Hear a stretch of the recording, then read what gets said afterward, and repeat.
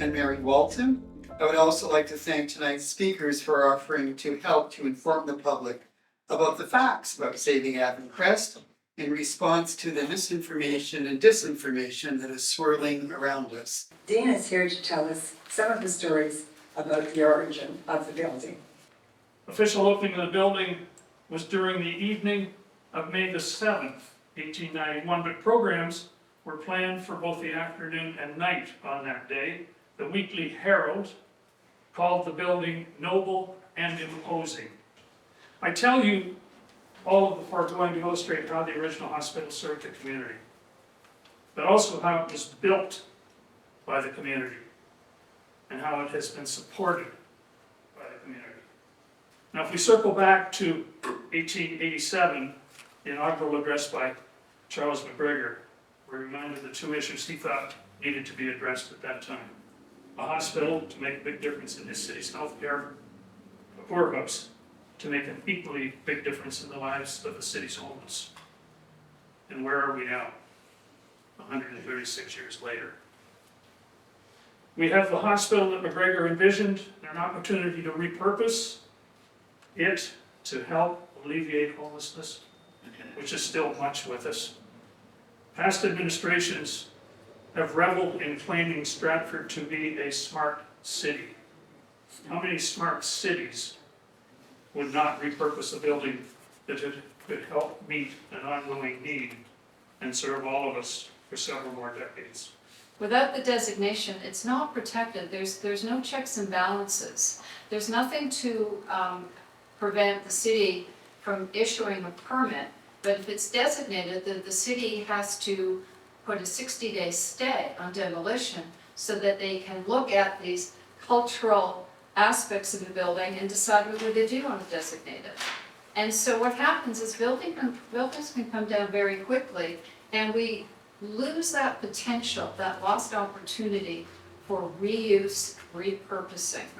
And there's a couple of things that have happened in the last year, and actually specifically as of January this year, that have really shifted, almost like a sea change shift in terms of how heritage is being looked at, how old buildings are being looked at. And there's two things I just wanted to briefly talk about. One was the new federal carbon targets, which are being pushed down to provinces and municipalities, and also our terrible shortage of housing, specifically affordable housing. It's recognized everywhere. This is something that is across Canada, but it gets talked about a lot in Toronto, but also in Stratford. We are very, very, very aware that we don't have enough affordable housing available here. So this is what Andrew said in the news. You're going to have more carbon emissions maintaining the building than you are taking it down. Well, that's based on the fact that it's a leaky old building that hasn't been maintained properly. If the building is repurposed, it would be a gold standard for environmental sustainability. The hospital has to be convinced that they should do the right thing, then the feasibility study. And there's only city council that can tell them to do that by designating the building. Designation is a tool which is only for heritage. You can't argue on a designation report that it's bad for the environment, because that's not the place to do that. So one of the difficulties is that heritage designation is the only tool that we have to prevent demolition. It's not the right tool, really, it's not the complete tool that we should be having available to us, but it's the only tool that we have right now. So that's what we have to go with. Any architect or developer who would come in there would say, well, if we want to do this, it'll cost that. And if it costs that, we can earn this much from it over 25 years, just like you pay your mortgage. You get something for 25 years, you pay something out, at the end you still have value. So that's never been part of the calculation. It's just been, oh, we can't afford $25 million.